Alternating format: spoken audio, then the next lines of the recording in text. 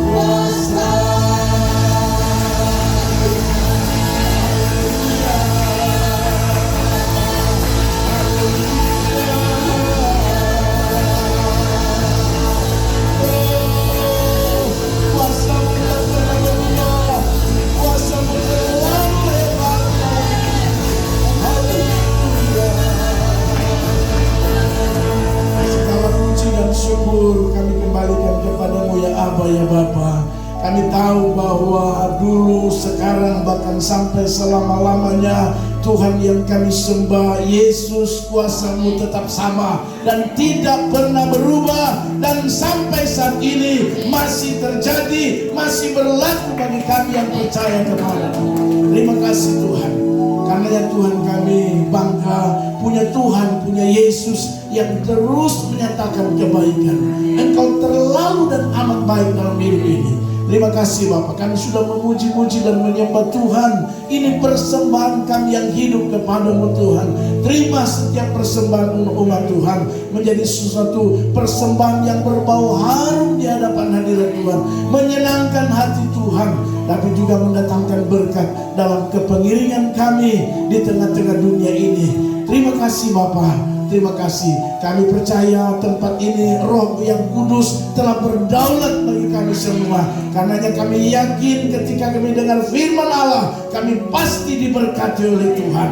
Terima kasih. Karena itu Tuhan, biarlah kami semua siap untuk mendengarkan firman. Roh Kudus berdaulat bagi hati kami, ada di tempat ini, sehingga firman Allah yang kami dengar menolong dan memberkati kami semua. Terima kasih Bapa, kami sudah siap mendengarkan firman-Mu. Di dalam nama Tuhan Yesus Kristus kami sudah berdoa. Haleluya, haleluya, amin. Silakan duduk kembali Bapak Ibu Saudara yang Tuhan Yesus kasihi.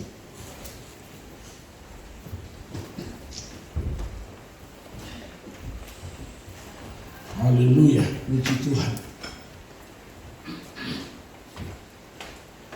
Puji Tuhan saudara.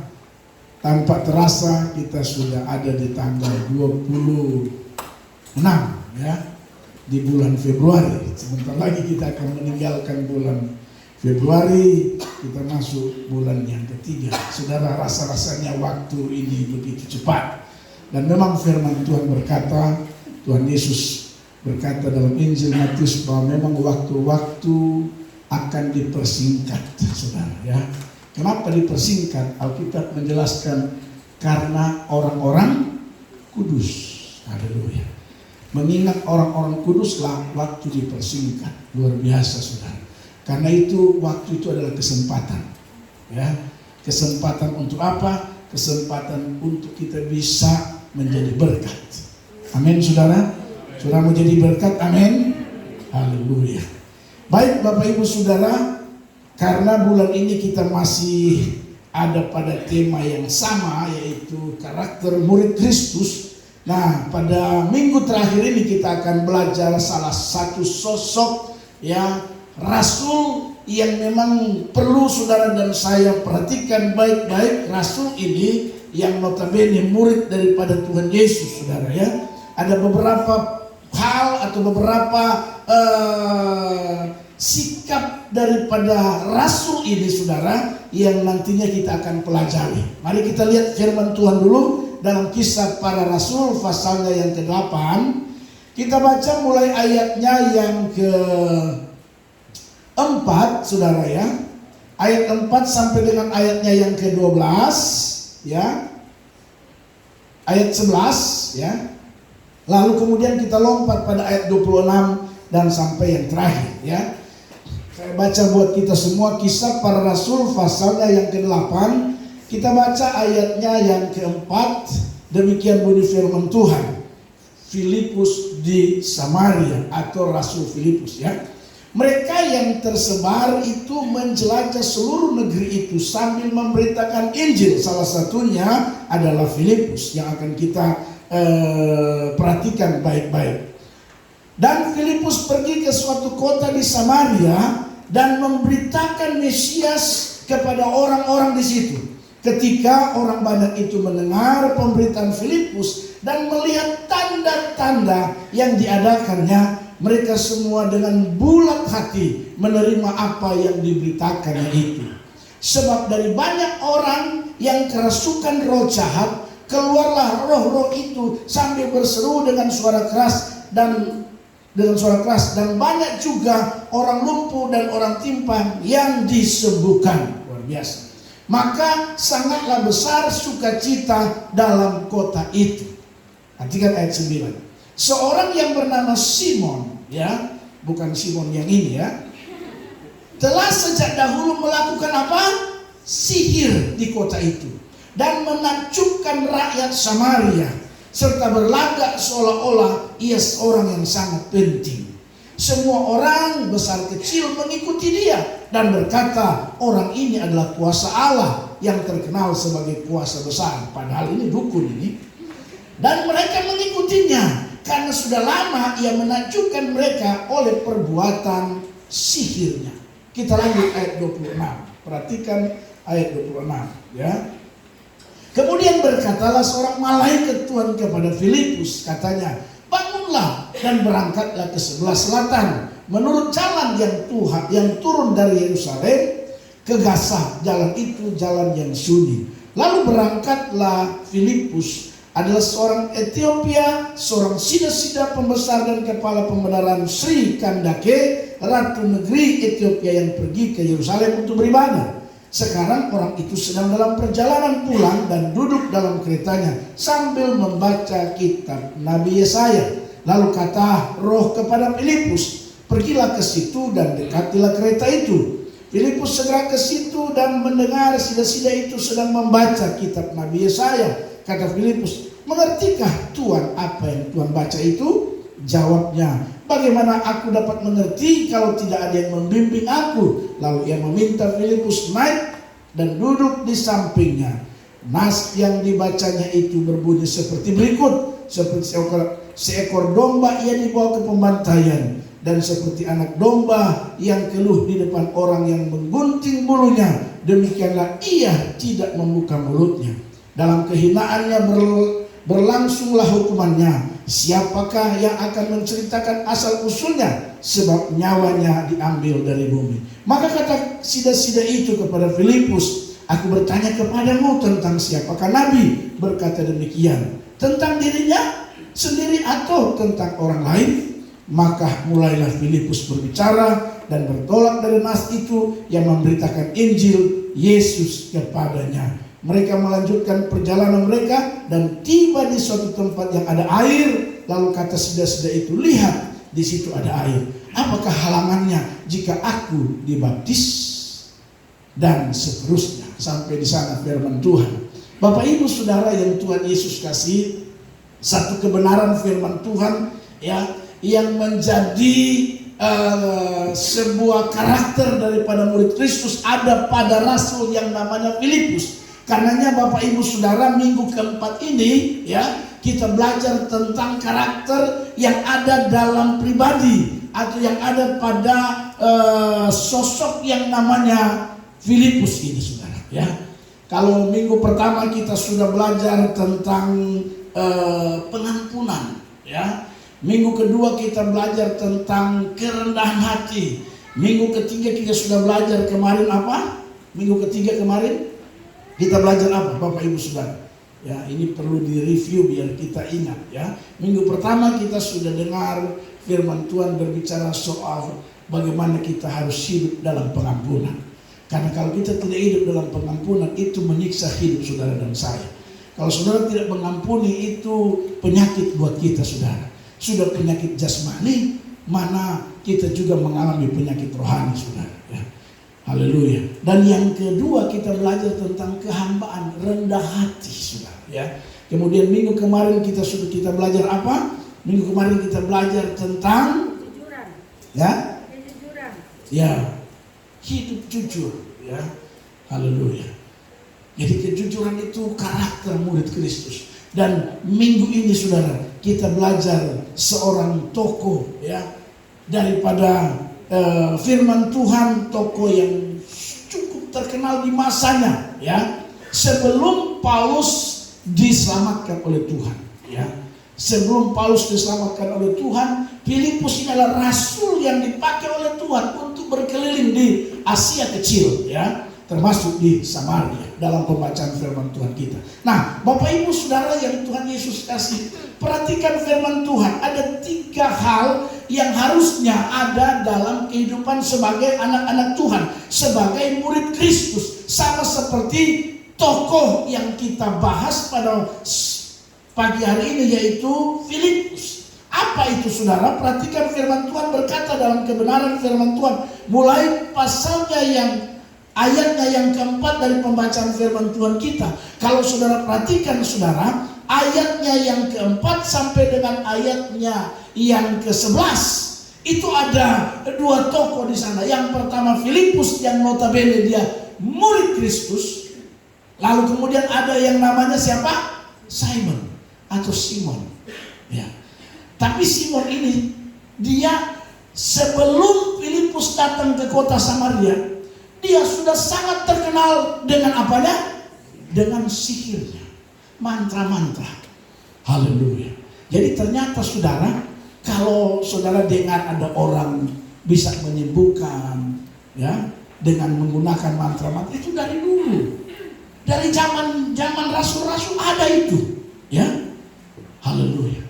Jadi jangan Anda samakan Simon yang sedang kita bahas dengan Simon-Simon yang lain. Karena ada banyak nama Simon, ya. Simon dari Kirene yang membantu memikul salib daripada Tuhan Yesus. Lain lagi itu Simon. Jadi saudara kadang-kadang baca firman Tuhan saudara pikir yang Simon itu sudah dari perjanjian lama sampai perjanjian baru sampai sekarang ada Simon. Itu bukan, ya. Nah, Simon ini saudara sudah cukup terkenal kata firman Tuhan di kota Samaria. Melakukan apa? Melakukan sihir. Dan bayangkan saudara, sampai ada statement dari rakyat Samaria kepada Simon pada ayatnya yang keberapa kalau saudara perhatikan, ya, luar biasa. Kata orang Samaria bahwa Simon itu, ayat 10, semua orang besar kecil mengikuti dia, Simon itu. Haleluya. Dan berkata, orang ini adalah kuasa Allah yang terkenal sebagai kuasa besar. Bayangkan, ada begitu banyak kejadian tanda-tanda yang dibuat oleh Simon ini. Tapi yang dia lakukan itu bukan atas dasar kuasa Tuhan, bukan atas dasar kuasa Tuhan Yesus atau kuasa Allah, tetapi dari sihir, dari mantra-mantra. Tetapi dengan baik saya mau beritahu buat saudara, Filipus lain. Bayangkan begitu lamanya kota Samaria dikuasai oleh seorang yang namanya Simon ini dengan sihir dan mantra-mantra. Ketika Filipus datang, Alkitab berkata dalam pembacaan firman Tuhan saudara, ya. Perhatikan ayat ini, saya baca ayatnya yang ke ayat 6. Ketika orang banyak itu mendengar pemberitaan Filipus dan melihat tanda-tanda yang diadakannya, mereka semua dengan bulat hati menerima apa yang diberitakannya. Sebab dari banyak orang yang kerasukan roh jahat, keluarlah roh itu sambil berseru dengan suara keras, dan banyak juga orang lumpuh dan orang timpang yang disembuhkan. Jadi dengar baik, sehebat-hebatnya orang sihir, orang mantra-mantra, dukun-dukun, dengar baik, kalau kuasa Tuhan hadir di tempat itu, saya pastikan kuasa Tuhan lebih besar, kuasa Tuhan lebih dahsyat dan luar biasa daripada kuasa-kuasa yang ada di bawah dunia ini. Karenanya Alkitab berkata, roh yang ada di bawah kolong langit ini, itu roh yang ada di dunia lebih besar daripada roh yang ada pada saudara dan saya. Jadi poinnya yang saya mau beritahu buat saudara, sebagai murid Kristus, kita harus menggunakan kuasa Tuhan, bukan yang lain. Seperti Filipus. Haleluya. Kadang-kadang saya belajar okultisme. Kalau kuliah ada nama mata kuliah okultisme. Okultisme itu bicara soal kuasa-kuasa kegelapan, ya, cara-cara kuasa kegelapan, ya, cara-cara dukun-dukun, ya, cara-cara apa lagi, sihir-sihir seperti yang namanya Simon di Samaria ini, saudara. Nah, saudara yang Tuhan Yesus kasih, memang kita tidak bisa sangkal, kadang kita terkecoh. Karena kita bilang, wah, orang ini hebat, luar biasa. Padahal dengar saya mau kasih tahu, ya, orang yang sebagai murid Kristus, sebagai orang percaya, saya mau beritahu, jangan sampai kita percaya hal-hal seperti itu. Kalau saudara belajar, saya cari tahu ending daripada kehidupan Simon ini, ya. Karena saya harus bandingkan Filipus dan Simon yang ada di sini. Saudara, ending daripada Simon yang tadinya, yang dalam Alkitab kita baca itu penyihir, dukun, dan lain sebagainya. Endingnya dia menderita sebuah penyakit yang luar biasa, sampai meninggal pun tersiksa. Haleluya. Berbeda dengan Filipus yang menggunakan kuasa Tuhan. Amin, saudara. Jadi Bapak Ibu Saudara yang Tuhan Yesus Kristus, jangan Anda orang yang melakukan itu ya bisa saja, tapi saya mau beritahu, akhir hidupnya pasti menderita. Karena sebagai murid Kristus, sebagai anak-anak Tuhan, kita harus hidup sama seperti Filipus, menggunakan kuasa Tuhan, malah mempraktekkan kuasa Yesus, kuasa Tuhan, bukan kuasa daripada kuasa kegelapan. Haleluya. Saya cari tahu, ternyata ending daripada Simon ini menderita. Haleluya.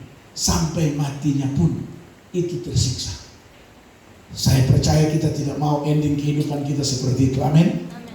Karena itu dengan baik kita harus menggunakan, pakai kuasa Tuhan sama seperti Filipus. Dan dengan baik pakai kuasa Tuhan tidak kalah dengan menggunakan sihir-sihir.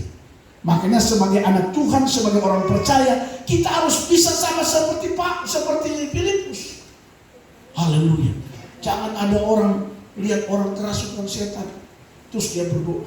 Ada cerita dia berdoa dalam nama Yesus, setan yang ada dalam kehidupan Anderson keluar. Berdoa tidak keluar. Karena mungkin dia sudah capek berdoa, akhirnya bilang, kalau kau tidak keluar, saya yang keluar. Anak Tuhan tidak boleh begitu, saudara. Ya, kita harus seperti Filipus. Filipus masuk kota itu, meskipun ditantang oleh Simon dan kelompoknya.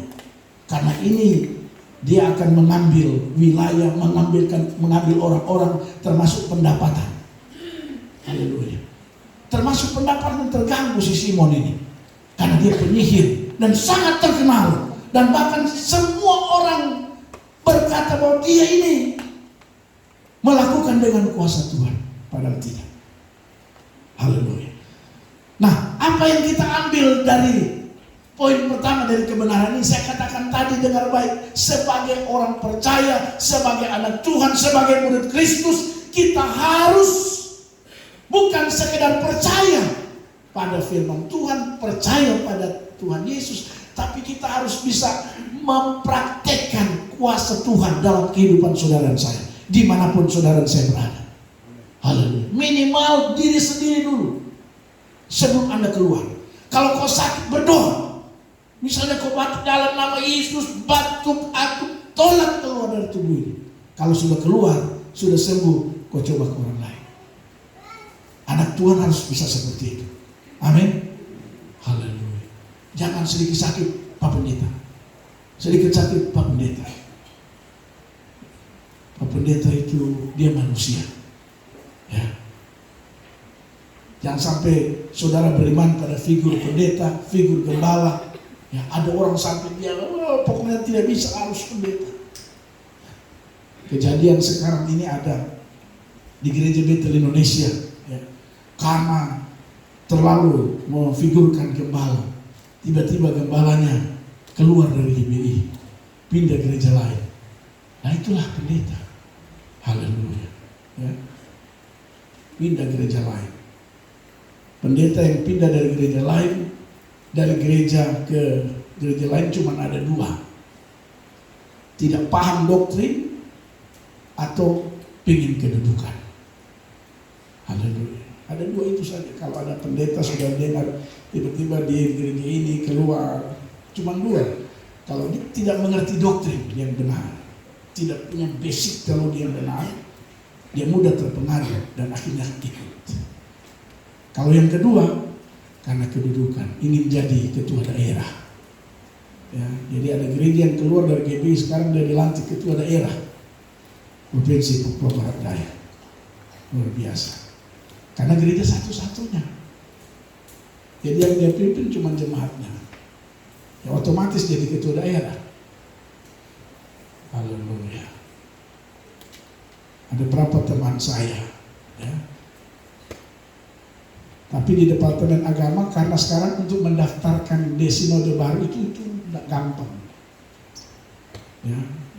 Pendeta Erastus Sabdono keluar mendaftarkan sinode, sampai sekarang belum keluar izinnya. Karena memang untuk mendaftar ke Dirjen Dimas Kristen Kementerian itu sangat susah. Kenapa agak disusah? Salah satunya karena terlalu banyak sinode, ya. Haleluya. Jadi di Sorong ini kemarin kami dapat data dari Kementerian Agama, ada beberapa gereja yang belum diakui tapi sudah menjalankan ibadah. Ya. Ada beberapa yang bertanya, bagaimana Pak? Ibadah memang mereka tidak bisa tutup, tapi organisasinya masih tetap dianggap liar. Ya. Itu organisasinya masih tetap liar. Jadi makanya saudara bergereja harus cek baik-baik. Gereja Betel Indonesia kalau sudah cek di YouTube itu nomor 3 dari 200 sekian sinode. Pertama Katolik, kedua HKBP, ketiga GBI. Jadi GBI itu urutan ketiga. Kalau saudara bisa buka Google atau YouTube, Anda bisa dapat. Nah, kembali ke dalam pembacaan firman Tuhan kita. Kebenaran pertama yang kita perlu pelajari dari seorang rasul yang juga notabene murid Kristus, ya, yaitu apa? Dia memakai kuasa Yesus, kuasa firman Tuhan, kuasa Allah. Bukan seperti Simon yang ada di kota Samaria. Jadi sebagai orang-orang percaya, saya mau ingatkan kepada kita, jangan lagi kita percaya hal-hal yang mistik, hal-hal yang takjub. Ya. Saya harap sebagai orang percaya kita contoh Filipus. Ya. Di kota Samaria ada Simon yang memiliki kuasa sihir yang luar biasa. Terkenal dia, kalau sekolah baca sangat terkenal. Tapi kehadiran Filipus, dengar baik, kota Samaria, Alkitab berkata mereka diliputi oleh suasana atmosfer sukacita. Kenapa? Karena mendengarkan berita firman Tuhan yang disampaikan oleh Filipus. Mereka bukan hanya sekedar suasananya sukacita, tapi banyak di antara mereka juga yang ditolong, disembuhkan. Haleluya. Artinya saya mau beritahu bahwa firman Tuhan menjelaskan kepada kita, ya, bahwa kuasa Tuhan lebih dahsyat, lebih luar biasa daripada kuasa-kuasa yang lain. Haleluya. Sebagai murid Kristus, mari stop sudah kita percaya yang aneh-aneh. Haleluya. Amin, saudara. Kita tidak percaya lagi yang aneh-aneh. Amin. Haleluya. Jangan sampai lihat kepiting masuk di rumah. Wah, ini kenapa ada kepiting di rumah? Ini tidak mungkin ini. Dari mana? Ini pasti kiriman. Jangan percaya barang bodoh itu. Haleluya. Masa kepiting masuk dalam rumah bilang itu kiriman? Itu percaya mistik, tahyul.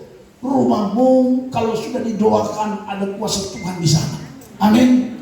Haleluya. Pak Pendeta, saya kalau tidur di rumah bulu-bulu nyawa berdiri. Kenapa? Jam-jam begini aneh lain-lain. Itu jangan percaya yang begitu-begitu. Percaya Tuhan Yesus saja. Percaya kuasa Tuhan itu lebih dahsyat dan luar biasa. Amin. Haleluya. Jangan kita percaya lagi. Ya, bangun rumah, taruh uang di. Saya lihat orang bangun rumah, diambil uang logam-logam baru dia taruh di bawah tiang. Semoga rumah ini melahirkan uang. Haleluya. Coba cek. Kalau dia mau melahirkan uang di rumah, tidak ada. Berkat itu Tuhan yang tentukan. Amin. Haleluya. Bukan uang yang kau kasih di rumah dan lain-lain sebagainya. Stop sudah. Jangan sampai ending kehidupan saudara saya dan saya tersiksa cuma karena percaya tahyul, percaya mistik. saya temukan dalam pelajaran okultisme, orang yang masih pakai seperti itu, ciri-cirinya pangkotor. Haleluya. Jadi kalau mau lihat orang masih percaya begitu-begitu, masih pakai begitu-begitu, lihat orangnya. Dia satu hari mandi berapa kali? Cek. Kalau dia mandi 1 minggu 1 kali, itu ciri-ciri dia masih pakai barang-barang itu. Karena bagi dia rasa dia bersih. Sementara kita yang bersih, dia bilang kita kotor. Ini orang yang masih pakai pakaian begitu itu. Coba cek, bajunya dia tidak mau cuci. Berapa hari baru cuci, badaki sekali. Terus orang yang pakai begitu, perhatikan rumahnya. Coba, pernahkah Anda lihat dukun rumahnya seperti rumahnya orang yang mewah? Pasti rumahnya tuh aneh-aneh. Haleluya. Itu ciri-ciri. Tapi saya sudah keliling-keliling rumah jemaat. Semua rumah jemaat itu sudah bersih-bersih, bagus-bagus semua. Kalau saya masih dapat yang gelap-gelap. Ada yang bilang, Pak Pendeta, kalau saya masuk langsung rasa lain. Itu apa itu? Jadi Bapak Ibu Saudara yang Tuhan Yesus kasih, mari kita belajar sikap daripada murid yang notabene juga Rasul Yesus, yaitu Filipus. Waktu dia masuk kota itu, dia memberitakan Injil Kerajaan Yesus. Dia memberitakan firman Allah. Dan Alkitab mencatat, sehebat-hebatnya Simon yang telah menguasai kota Samaria yang cukup lama, tapi kehadiran Filipus mengubah situasi kota itu. Alkitab berkata, semua orang di kota itu mengalami sukacita. Amin. Haleluya. Bukan saja mereka disembuhkan, bukan saja mereka dipulihkan, bukan saja yang lumpuh berjalan, tetapi Alkitab mencatat mereka mengalami sukacita yang luar biasa. Haleluya. Karena apa? Karena kehadiran Filipus dengan membawa kuasa Tuhan. Begitu juga saudara dan saya. Kita harus sama seperti Filipus. Amin saudara. Harus ada kuasa Tuhan. Jangan jadi orang Kristen kita tidak ada punya kuasa. Paling tidak, tadi saya katakan untuk diri sendirilah. Paling tidak diri sendiri. Kalau saudara sakit, berdoa. Tuhan Yesus, saya lagi atau impus, sementara impus, Tuhan saya percaya. Haleluya. Ingat saudara, imanmu yang menyembuhkan. Imanmu yang menyembuhkan. Bukan Tuhan Yesus saja waktu dia berdoa, setelah orang itu sembuh dia bilang gini, imanmu telah menyembuhkan. Haleluya. Yesus saja tidak sok-sokan. Kenapa dia ajar begitu? Supaya jangan jadi ada hamba Tuhan yang sok-sokan. Kalau bukan saya yang berdoa nggak sembuh. Kan ada pendeta begitu. Berjalan kiri kanan cerita, saya doakan sembuh. Kalau bukan saya. Haleluya. Bayangkan Yesus saja, dia bilang imanmu yang menyembuhkan. Maksudnya supaya jangan sombong. Orang baru berdoa satu orang, tiba-tiba orang itu sembuh karena kuasa Tuhan, dia sudah jalan kiri kanan. Pak Pendeta, kenapa? Saya doakan ibu itu sembuh. Luar biasa. Haleluya. Saudara, kalau kita berdoa, yang menyembuhkan itu Yesus. Amin. Seperti yang dilakukan oleh Filipus. Dan saudara, orang yang mengalami kesembuhan yang datang dari kuasa Tuhan, endingnya dia pasti sukacita. Dia pasti senang. Haleluya. Tapi kalau kesembuhan datangnya daripada sihir, mantra, dan kuasa kegelapan, sembuh, tapi hatinya takut, jangan sampai dia balik lagi. Sembuh tapi balik lagi. Tapi kalau kuasa Tuhan, Alkitab bilang, orang disembuhkan, mereka dipulihkan, lalu kemudian kota itu diliputi oleh suasana sukacita. Jadi kesembuhan yang datang daripada Tuhan, itu endingnya mendatangkan sukacita. Haleluya. Tapi kesembuhan kalau datangnya daripada kuasa kegelapan, tidak akan membuat Anda sukacita. Kenapa? Anda was-was karena yang menyembuhkan orang, kepintaran orang. Dengar baik, sepintar-pintarnya orang menyembuhkan dengan cara itu, ada yang lebih pintar. Tapi kalau kuasa Tuhan, tidak ada lagi yang lawan. Orang Agun bilang, yang ada lawan. Karena sudah paling atas sudah. Masih ada yang lain. Makanya Bapak Ibu Saudara, apa yang kita bisa ambil yang pertama dari Rasul Filipus ini? Mari dalam hidup ini kita mau selalu memakai kuasa Tuhan dalam hidup ini. Stop dengan cara-cara mantra-mantra, dukun-dukun, tidak usah. Saya yakin kita sudah tidak lagi seperti itu. Amin. Amin saudara. Haleluya. Kalau saudara dan saya diizinkan sakit, dengar baik, itu cara Tuhan. Untuk apa? Untuk menunjukkan kemuliaan Tuhan dalam kehidupan. Haleluya.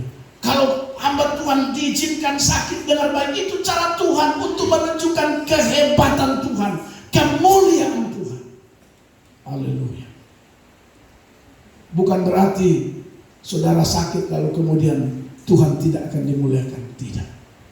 Ya, ada banyak kesaksian dalam kebenaran firman Tuhan, kesembuhan terjadi. Alkitab berkata untuk kemuliaan Tuhan. Satu orang bertanya, Tuhan siapa yang salah? Anak ini kah? Orang tuanya kah? Atau dosa masa lampau? Tuhan bilang, orang tuanya tidak salah, anak ini tidak salah. Tapi penyakit ini untuk menunjukkan kemuliaan Tuhan. Haleluya. Seringkali kita akan suka menyalah-nyalahkan. Begitu anak sakit, ini gara-gara orang tua. Dan lain-lain. Dengar baik Bapak Ibu Saudara. Kalau kita diizinkan sakit, itu untuk menunjukkan kemuliaan Tuhan. Amin. Ada ibu kita mengalami sakit kemarin, Ibu Aplenda Yarolo. Kalau kita dengar kesaksian itu luar biasa. Ya, penyakit jantung. Dari sekian banyak yang itu, beliau salah satu yang Tuhan pulihkan. Kita terus dukung dalam doa. Ya, Ibu Aplenda Yarolo, biar Tuhan sempurnakan kesehatannya. Amin Ibu. Amin. Itu Tuhan dimuliakan melalui sakit penyakit yang Tuhan izinkan dalam hidup ini. Bapak Ibu Saudara yang Tuhan Yesus kasih. Yang kedua yang harus kita perhatikan, ya, dari seorang sosok yang namanya Filipus. Kita loncat pada ayatnya yang ke-26. Perhatikan ayat 26. Apa kata firman Tuhan di sini? Ini yang kedua.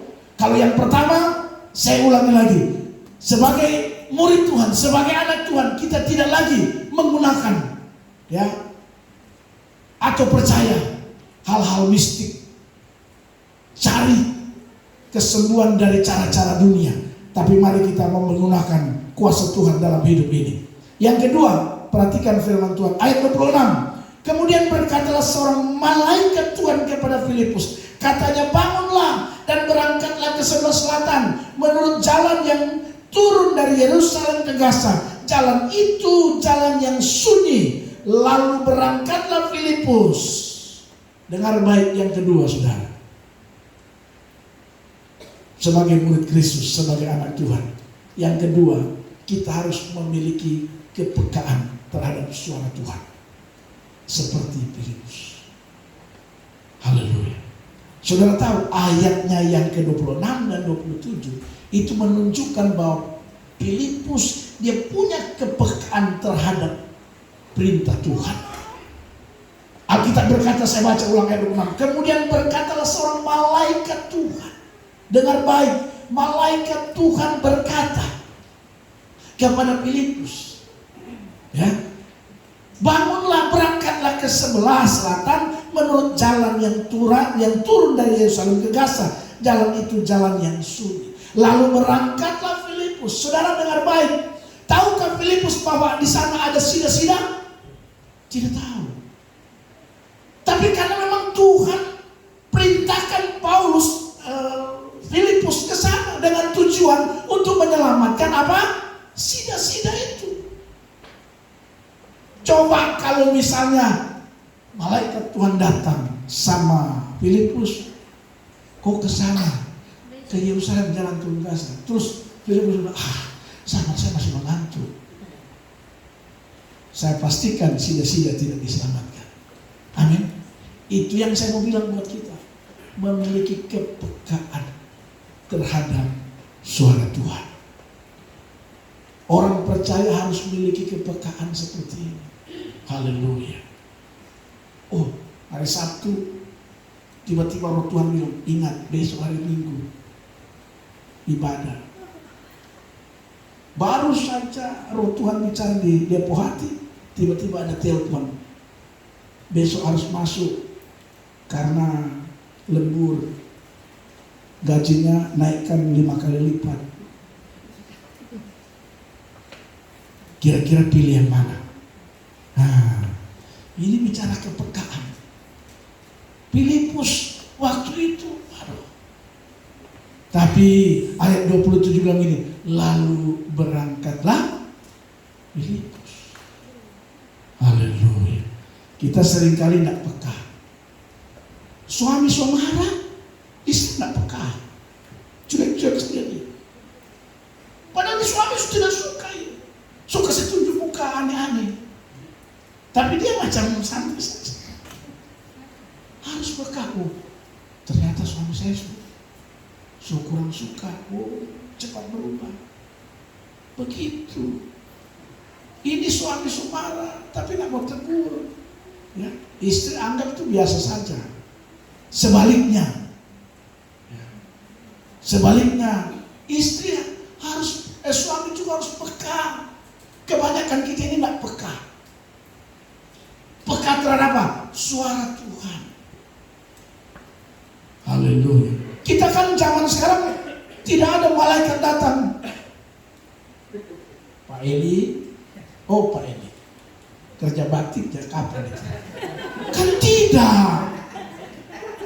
Malaikat tidak datang seperti itu, tapi kita punya kepekaan. Haleluya.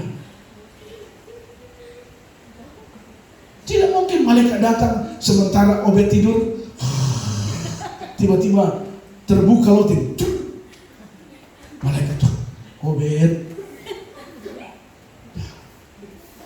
butuh kepekaan. Hari Minggu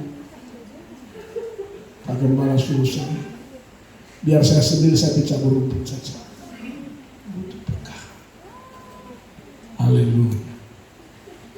Kadang-kadang tidak peka.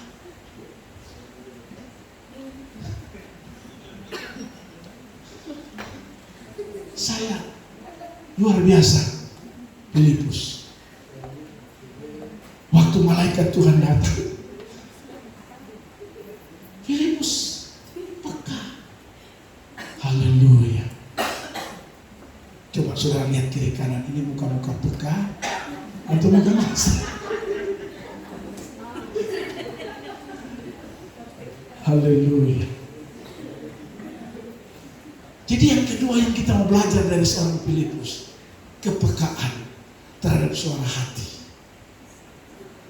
Suara hati itu biasa datang dari Tuhan, karena Tuhan berbicara lewat hati.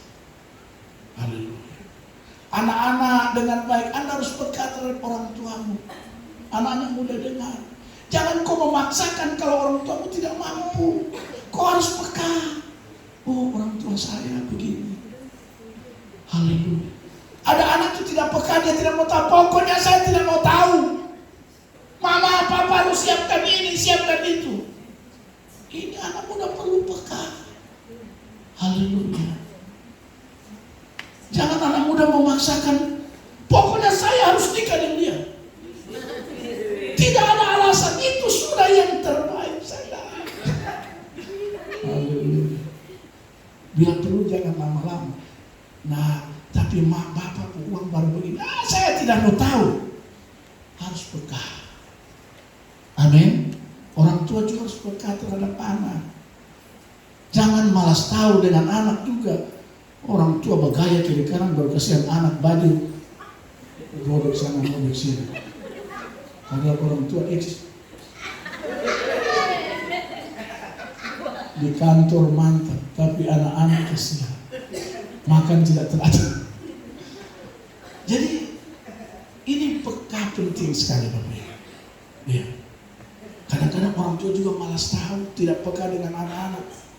Kemarin baru minta, hari ini minta, besok minta, terus minta. Anak mana yang Bapak? Masa minta terus? Orang tua harus peka. Oh iya, nanti tunggu 3 bulan baru saya minta lagi. Tiap bulan peka. Haleluya. Filipus peka terhadap suara Tuhan. Amin. Haleluya. Pakai singgung-singgung lagi. Biasanya kalau udah masuk singgung-singgung. Haleluya. Singgung kalau orang tidak peka percuma. Biar kau singgung sampai paling itu tetap kalau dia tidak peka selesai. Tapi kalau kita peka, nggak perlu disinggung.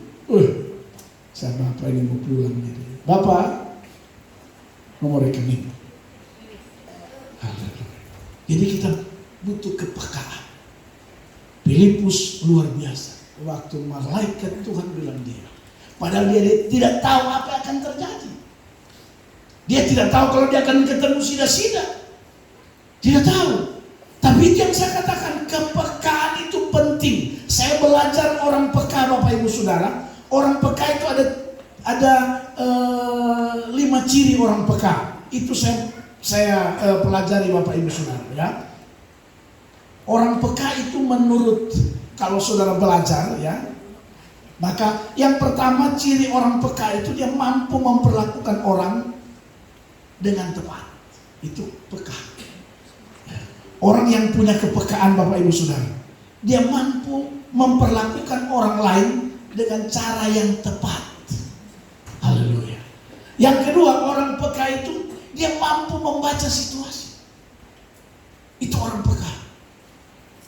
Banyak orang kan seringkali tidak mampu membaca situasi.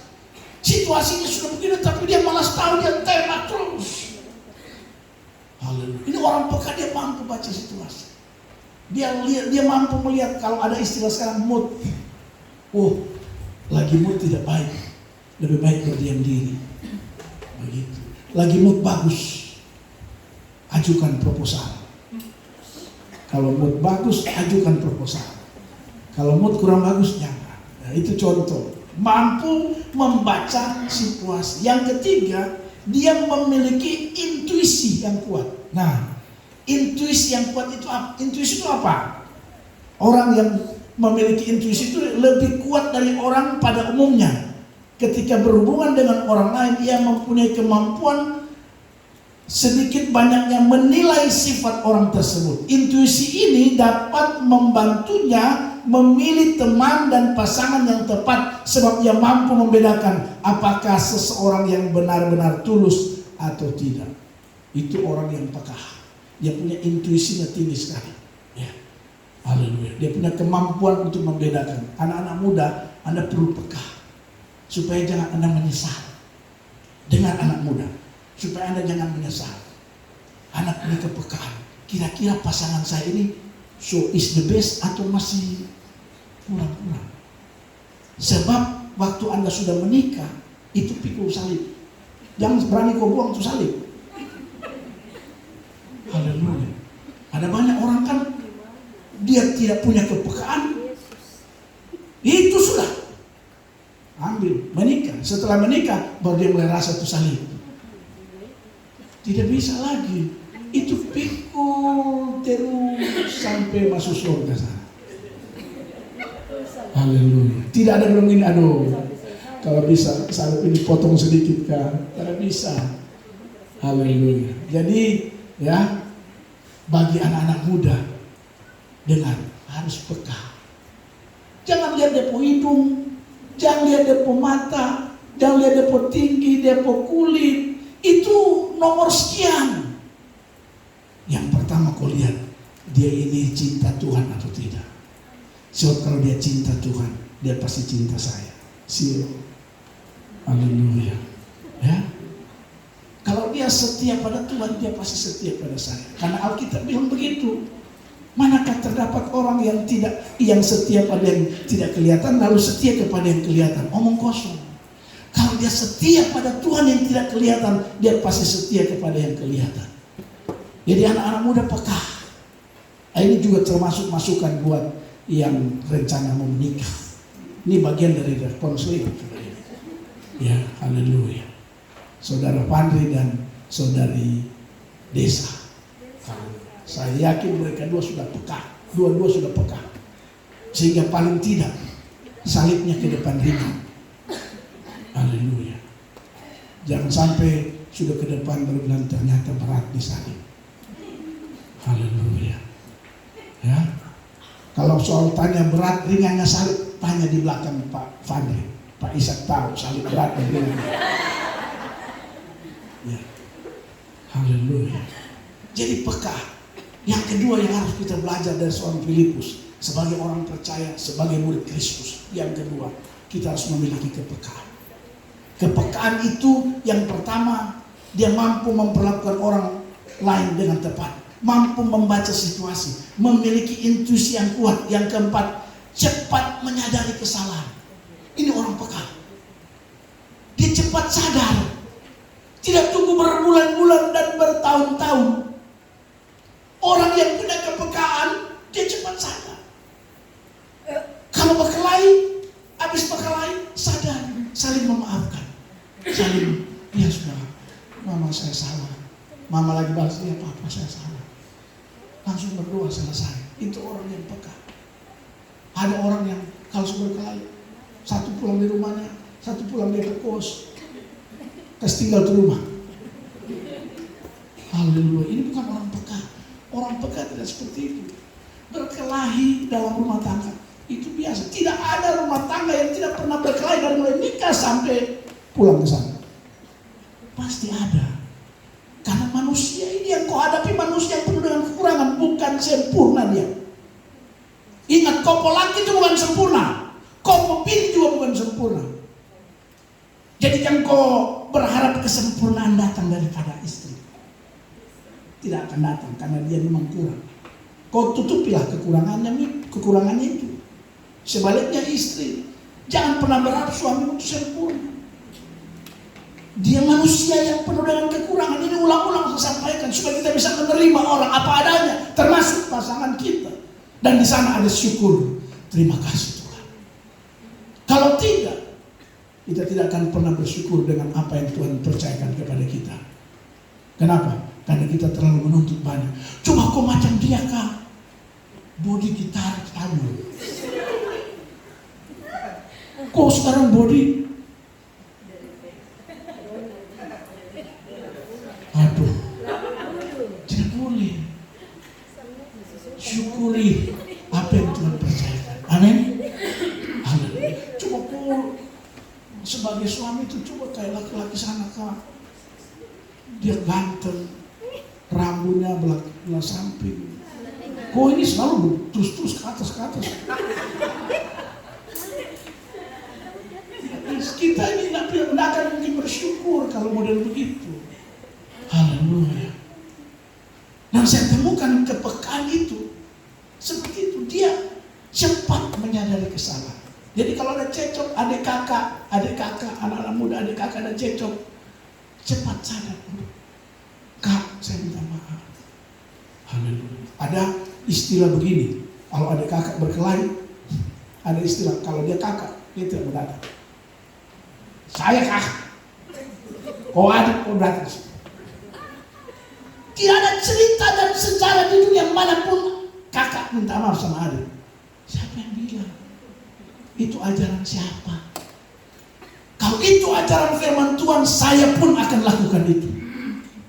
Tapi kalau itu cuma ajaran turun-temurun, mitos orang-orang tua dulu, stop. Kita mau hidup apa kata firman Tuhan.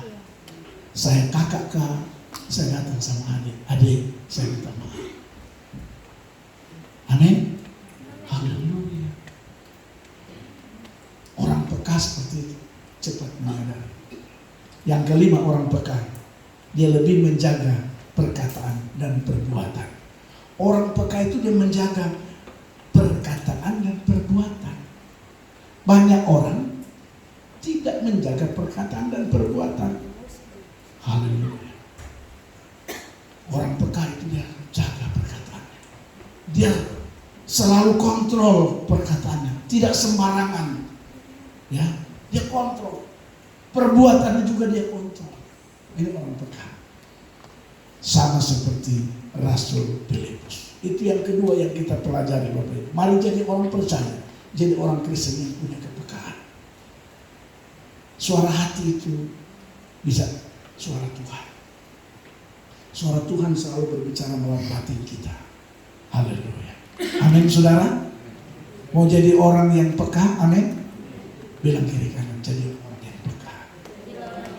Haleluya. Kasih tahu dia. Sebab kalau kau jadi orang peka itu luar biasa. Kasih tahu. Ya. Haleluya. Yang terakhir yang kita belajar dari Rasul Filipus. Ya. Yang pertama saya ulangi lagi. Rasul Filipus dia menggunakan kuasa Tuhan. Ya, dia mempraktekkan firman Tuhan.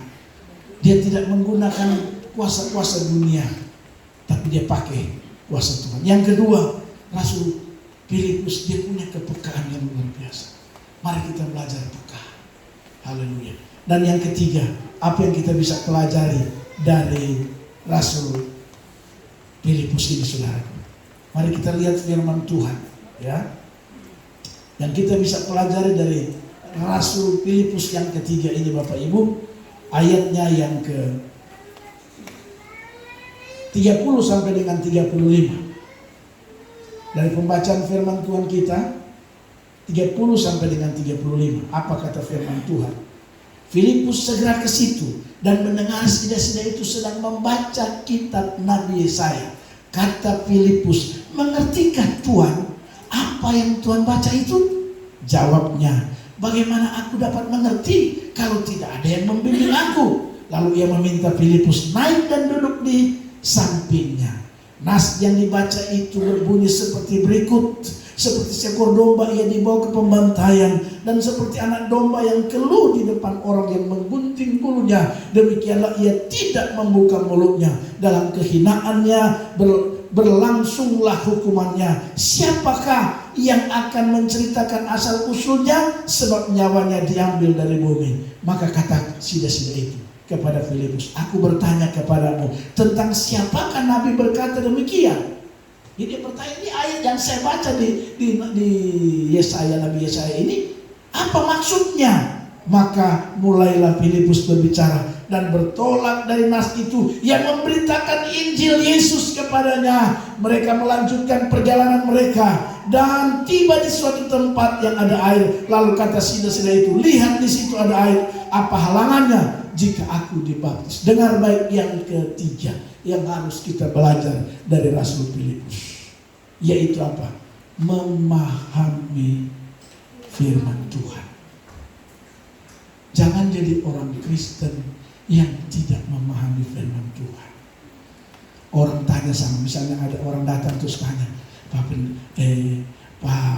Ander, anggap saya Pak Ander sudah di majelis lah. Ini kan belum. Nanti dia menikah, habis menikah dilantik jadi majelis.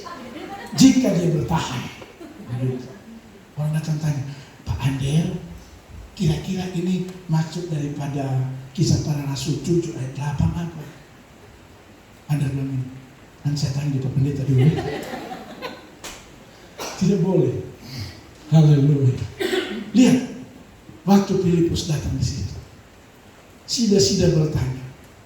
Dengan lantang Filipus memberikan jawaban. Jadi ketorang ini saudara, kalau ada orang bertanya, kita sanggup. Makanya yang ketiga yang perlu ada dalam hidup kita, sikap daripada Filipus, kita juga harus memahami firman Tuhan. Amin. Amin saudara. Mengetahui firman Tuhan. Saya yakin kita yang sudah lama jadi orang Kristen sudah dengar, tidak berhenti-berhenti dengar orang berkhotbah, pasti paling tidak tahu. Orang bertanya, kira-kira itu Yohanes 3:16 itu apa artinya Pak Simon? Kalau Pak Simon luar biasa. Dari melayani Tuhan sampai sekarang jadi majelis sampai sudah berkhotbah, pasti sudah tahu. Pak Simon tinggal uraikan satu persatu. Yang pertama, yang kedua, yang ketiga. Amin. Luar biasa. Kita harus begitu. Haleluya. Mengerti, memahami firman Tuhan. Ketika orang bertanya kepada kita, ingat kita ini murid Kristus, anak Tuhan, orang percaya. Jangan sampai orang bertanya kita tidak tahu. Apalagi kalau bertanya itu yang notabene masih agama Islam. Nah, itu kita harus bisa menjawab. Ya. Tentunya kita tidak harus menjadi apologet. Ya. Apologet itu artinya orang yang memahami ilmu perdebatan terkait dengan keyakinan yang dia yakini. Nah, itu apologet. Banyak di YouTube. Artinya tidak sampai kita, paling tidak saudara dan saya bisa menjelaskan apa itu firman Tuhan ketika orang bertanya. Ya, haleluya. Seperti ada orang datang belanja sama Ibu Linda di kiosnya. Kemudian Ibu Linda orang itu bertanya, Ibu Linda menjelaskan sama orang itu. Dan akhirnya orang itu masuk di gereja sini. Haleluya. Jadi Ibu Linda sudah jadi Filipus yang ibu dia bawa sini seperti sida-sida. Seperti itu. Ya. Haleluya. Jangan sampai orang bertanya, kita tidak bisa jawab. Kapan kita membawa orang kepada Tuhan? Haleluya. Filipus akhirnya sida-sida itu menerima Yesus. Jadi yang ketiga Bapak Ibu Saudara yang Tuhan Yesus kasih, yang kita bisa pelajari dari kehidupan Filipus, sikap Filipus. Yang ketiga, sebagai murid Kristus, sebagai rasul, dia memahami firman Tuhan. Kita pun seperti itu, harus bisa tahu firman Tuhan. Ketika orang bertanya, kita bisa memberi jawab. Saya simpulkan firman Tuhan di pagi hari ini. Sikap yang perlu kita teladani, yang kita bisa ambil dari seorang rasul sekaligus murid Yesus dari Filipus ini. Yang pertama, dengar baik, dia menggunakan kuasa Tuhan. Amin. Ada apa-apa pakai kuasa Tuhan. Ya. Jangan kita cuma pintar nyanyi saja, pakai kuasa Tuhan, tapi kita tidak pernah menggunakan kuasa Tuhan. Pakai kuasa Tuhan. Ada masalah, ada persoalan, ada sakit penyakit, mari pakai kuasa Tuhan. Jangan lagi percaya paranormal, mistik, takut. Yang kedua, kita mau punya kepekaan dalam hidup ini. Ya. Peka terhadap suara Tuhan, peka terhadap suara hati. Haleluya. Dan yang ketiga, kita mau benar-benar mengerti firman Tuhan. Paling tidak kita tahu firman Tuhan. Paling tidak ada ayat yang kita tahu. Jangan sampai saudara bertahun-tahun jadi anak Tuhan, jadi orang Kristen. Kalau ditanya, kira-kira adakah ayat yang kau hafal? Jangan sampai ada saudara, tidak sampai sekarang ini tidak ada ayat yang kau hafal. Paling tidak ada. Minimal ayatnya, hati yang gembira adalah obat. Bayangkan anak Tuhan sudah lama yang dihafal cuma hati yang gembira adalah obat. Haleluya. Itu bagaimana orang bertanya kita bisa jawab? Kan tidak mungkin dia bertanya yang lain, kau jawab hati yang gembira. Pak, saya ini ada masalah dengan istri saya. Hati yang gembira adalah apa? Usaha saya lagi bangkrut, Pak. Hati yang gembira adalah apa? Ya tuh, Alkitab kita ini kan jawaban atas seluruh kehidupan manusia. Apapun masalah kita, Alkitab jawab. Amin. Karena itu setiap sisi persoalan dari hidup kita, Alkitab akan menjawab. Makanya kita perlu tahu. Jangan cuma tahu hati yang gembira adalah obat. Atau jangan kamu khawatir, Pak, anak saya ini nakal, jadi jangan kamu khawatir.